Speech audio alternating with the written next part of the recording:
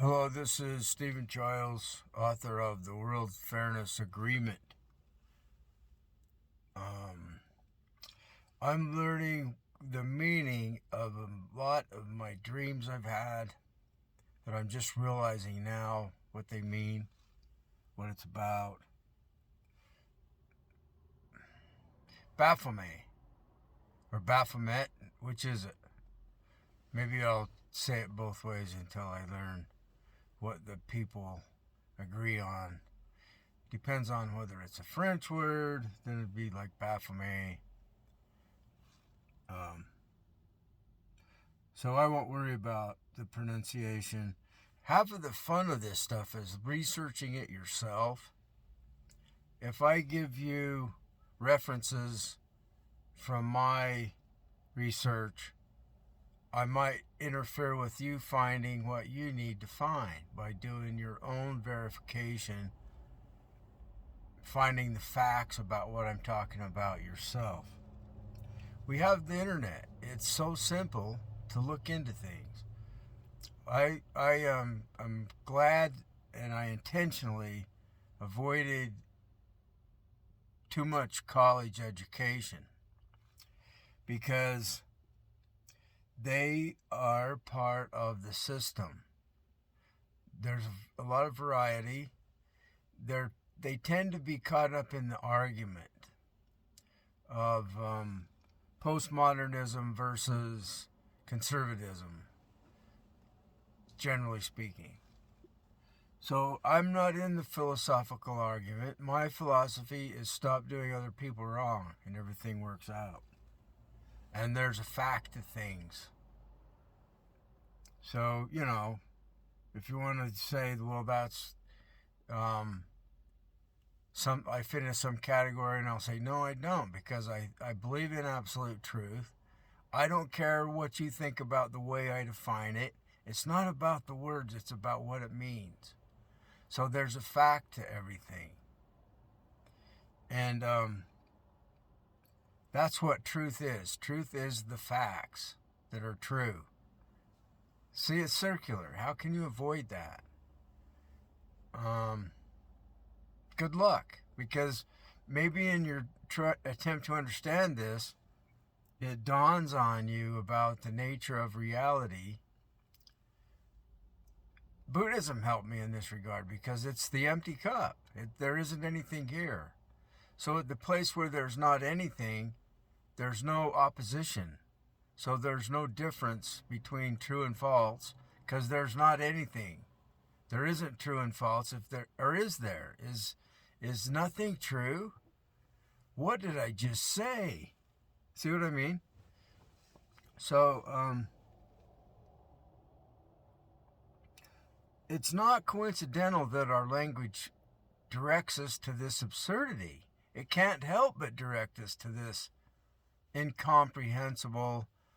The spiritual world word for it is ineffable. This ineffable conclusion. It's like Meister Eckhart claiming that God is pure nothing.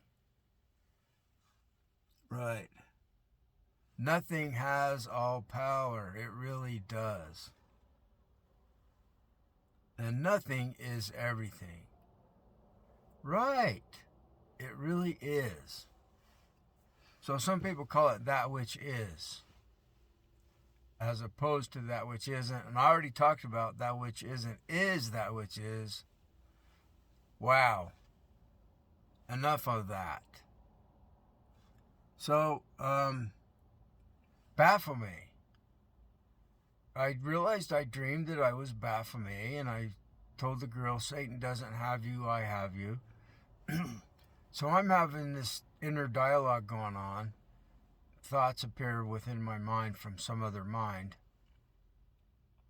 telling me that Jesus is gone, Satan's gone, and they insist that I'm the devil of planet Earth, the only one for now, just until we get the World Fairness Agreement enacted, and then everybody counts the same. But they tell me I'm the only Christ, and this validates the dreams I've been given, that I'm in the role of both. The Baphomet, the one that was sacrificed. It's a goat, head. It's like a human form that has no intestines. It's been it has no intestines. That's enough. And there was a guy that was having visions. He was a truck driver, and I listened to him on the radio years ago. He's talking about this evil shaman that he sensed it in the area where he was, somewhere in Canada, I think. And they were like they would take and open up and remove the entrails of their victim, the one they were murdering, to get power, and they would hang them over a cliff, and the entrails would dry out, and the sound they would make from the wind they would get knowledge of the future, and they would cause the future to go the way of evil rather than the way of good. So it's a good versus evil story. And then in the Mormon church, they had the temple oath. If you tell any more the temple secrets, and what is a temple secret? You define it, right? So this is a way to keep people shut up so you can get away with having sex with children and so forth, and worshiping Baphomet in secret. More on that in a minute in the Mormon church. Because the Masonic order, because the Knights Templar. So this is where Baphomet came from. So Baphomet is the one that was sacrificed. So it's like a Christ figure. This is the figure that was crucified on the cross, or the goat head the goat was sacrificed, and the person went through abuse so that they got power from him. I'm the one who's been giving them the power, and they've been torturing me psychologically to get power from me. So I knew people would tell me like they're using me for their God in AA. A friend told me like they're using you. You're the Santa Claus, Steve. They get gifts by using you as their Santa Claus. And I'm not getting anything from it other than tortured by evil, so that they know that the force of evil works, and they can have a concept of God that's evil. And when they work the steps, they do it in an opposite way. They don't make amends. Not to me, they don't. But I think they will, because I'm showing them the people that are willing to be heroic and defeat evil. I've showed them that it's possible, because that's what I'm doing. So I'll do my best not to leave something out, but I'm not going to worry about it. It will appear again later, and or else you'll put two and two together, and without me explaining everything. So I dreamed that I had my head cut off, and it didn't kill me. They like put it back on, and it's not physical body dreams. It's like figures that represent the body. So there's no violence. I'm just showing it. And why did they show me that dream? Well, that's the God of the Masonic order. And I just realized that they had a background knowledgeable of the Knights Templar, which is where Baphomet came from. And this is, I'm not going to quote the exact YouTube video, because I can't do that. I have a very difficult time just getting this much done. So I get this documented of what I've learned, and I'm relying on other people to connect the dots to actual source for me. I need your help in doing that. And like I said, maybe you find a different video that's important that you found the different video rather than the one that I directed to. So, I realized this means I'm the god of the Masonic order years ago.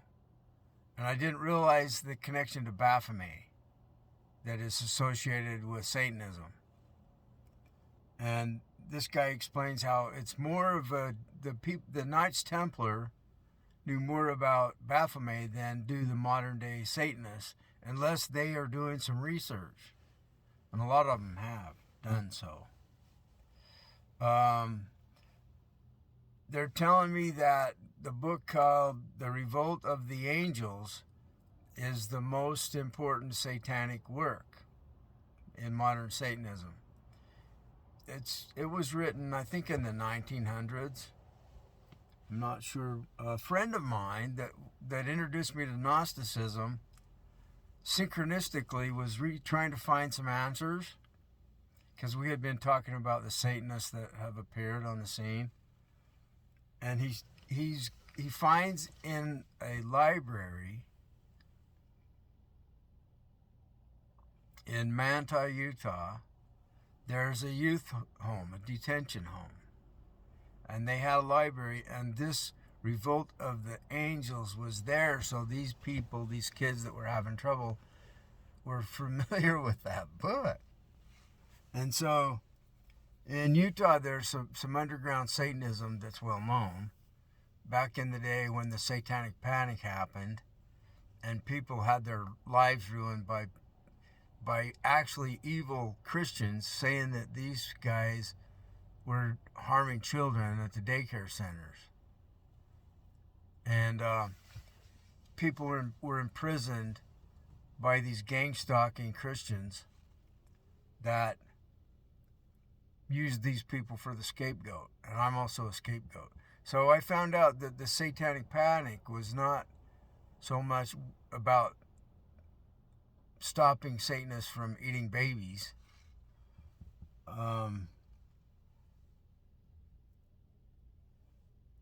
It was more about getting people interested in this topic that is very difficult to approach.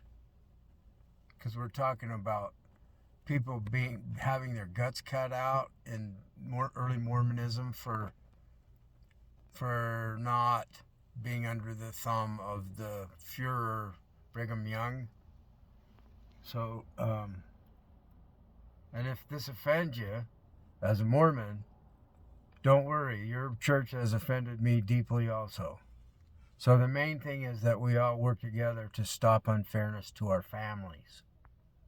My family is important to me. Your family is important to you. We don't want people doing us wrong anymore.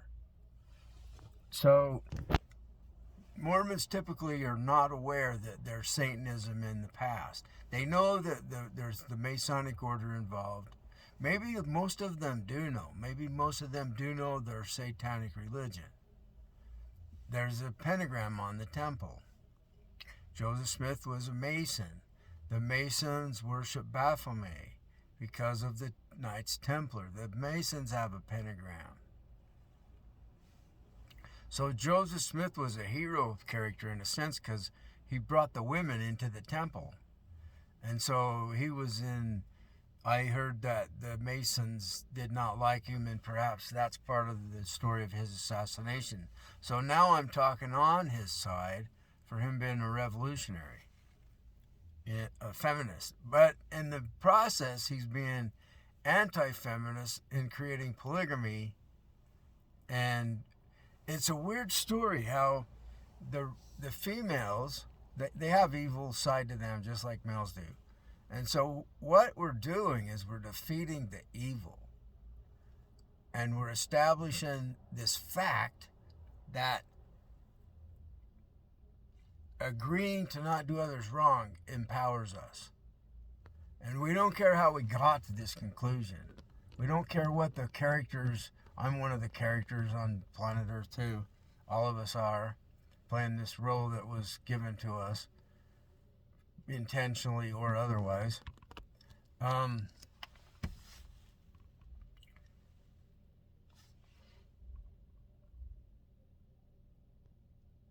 We're designed to take care of ourselves. So the best way to take care of yourself is not by being evil and doing people wrong. It's by caring about each other and wishing everyone well and not doing others wrong. And it's up to us to make this team win. So there's team good, team evil, and it's us up to the humans to make sure that the team that is not doing others wrong wins. That's what the World Fairness Agreement is about. So, on the radio, I just listened to some Muslims talking about tolerance, and this is about the World Fairness Agreement without putting that into words. It's really interesting what's changed in the last few days.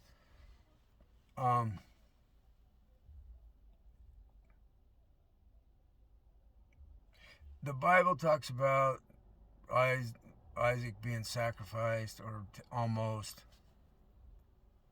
Abraham sacrificing the son. So Jesus is a human sacrifice.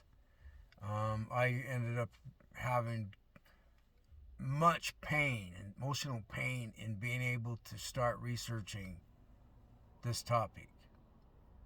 And I found out that Montezuma was sacrificing 20,000 people a year of the Mexican native people. Mexico City area, the Aztec area. And this is where Cortez came over and conquered the Mexican Empire and established Catholicism there. And I didn't realize how he got there geographically. It didn't make sense, so I started looking into it with the internet. And where did he land? He landed in the Gulf of Mexico side. I didn't realize that until I looked into it. Because he came from Spain across, past Florida, to the Yucatan Peninsula. And there's a place that's the closest to Mexico City that's in the state, I forgot the name of the state in Mexico, that's where they landed. So it's not very far at all across land to get to Mexico City from there. So, facts are true and falsehood is false. You can't really say it any more complex than that. And there's no need to. My philosophy is simpleness. There are people that say the simple answer is always wrong. No, it's also always right. So you have one person arguing for the continuation of rape of children, and they say simple answers are wrong. And whether they know it or not, they're on the side of evil. So, the Big Book of Alcoholics Anonymous said that the best answers are usually simple. So we're talking about Occam's razor. So see how this argument in philosophy, you can see the side of evil and the side of good being argued. And it's hard to tell which is which and why the person's arguing the side he's arguing. I have a problem with philosophy because they are on the wrong track. I can see that just reading the introduction to their work. A couple of pages and I'm wasting my time. So I don't go any further and I start researching some place that I'm interested in learning about. And it might be geology, it might be evolution, it might be cosmology, it might be psychology.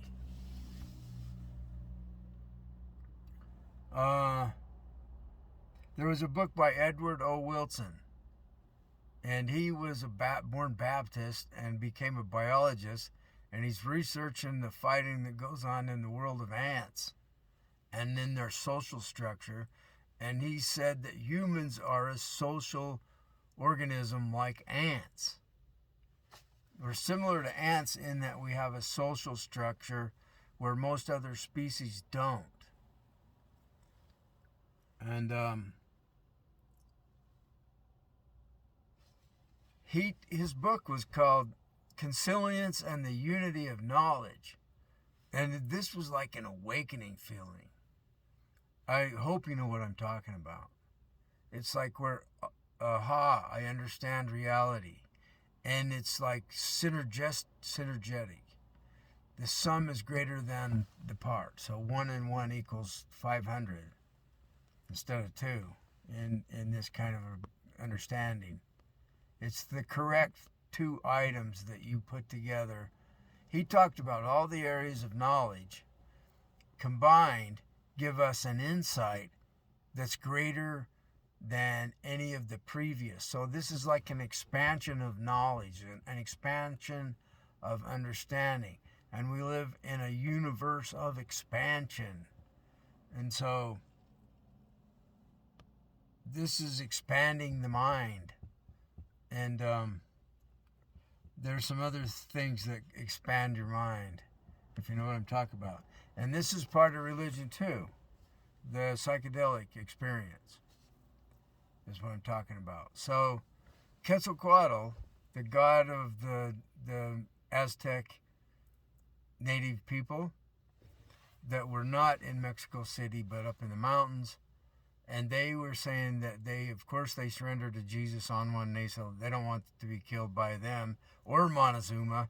So their hero is Cortez, and they said, he's Quetzalcoatl, Cortez is. And to save us from the evil Montezuma. See, these were not right in the Mexico City area.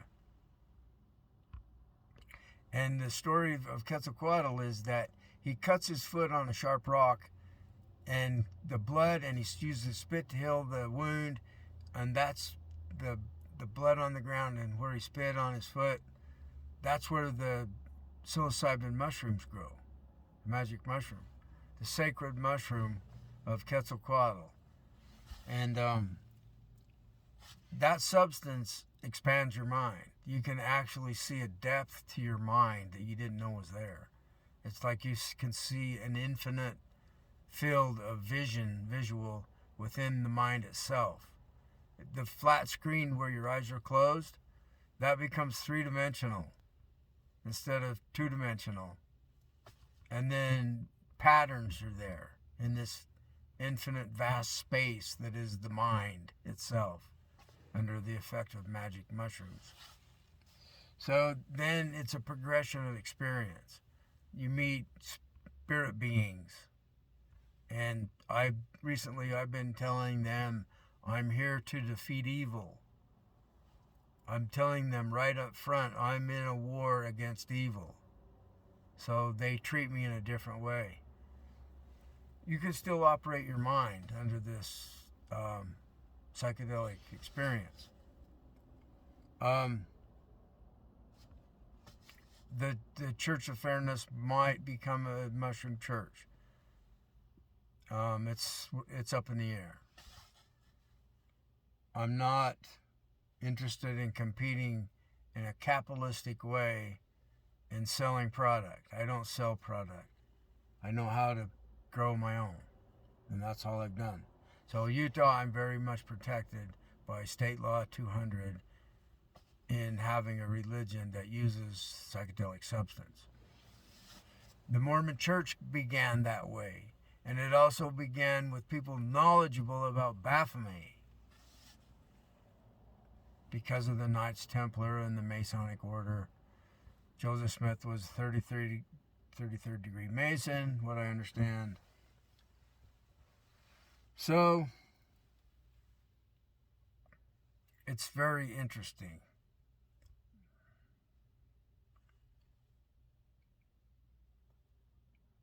My son died recently from a drug addiction problem. And he was a scapegoat. And so am I. When he was in junior high, he had learned that he liked the Tao Te Ching. So he's taken the Tao Te Ching with him to school as a young teenager, and people turned against him that are in the church. They turned against me in seminary because I said, why would God want to know everything?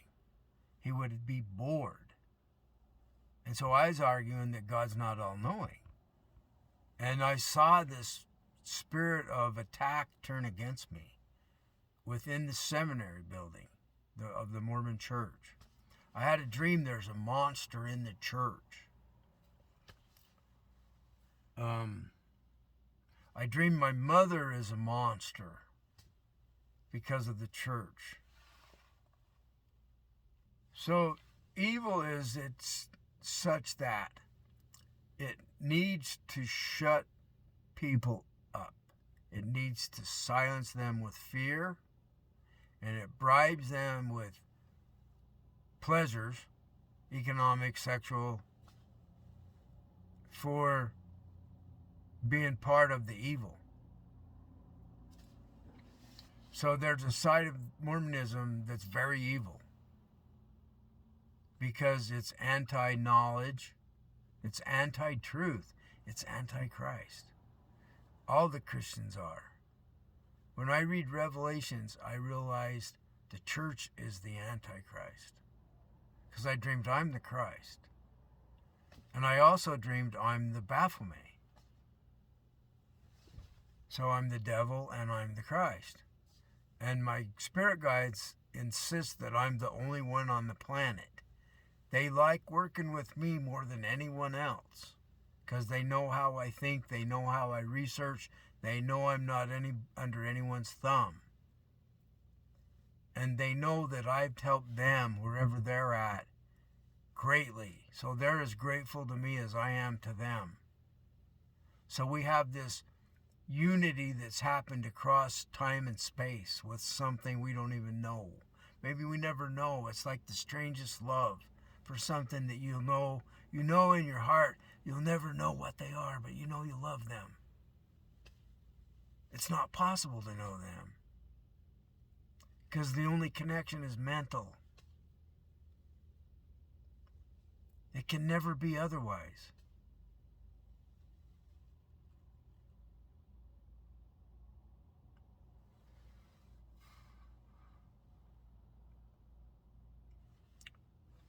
We know we're helping them. And I know they're helping me. This is the love of God. But I'm an atheist. See what I mean? This is the oneness of reality. The one love. So Meister Eckhart says, God is pure nothing. And he also said that the love that we have for God is the same love that God has for us. It's not God. It's these other extraterrestrials that are also atheists. I am not a Gnostic. I became an atheist after becoming Gnostic. Gnostic is still relying on mythology and non-atheism. So I fight them. They're evil to me because they believe in God, the tyrant. They just put different clothes on them. So, or took them off.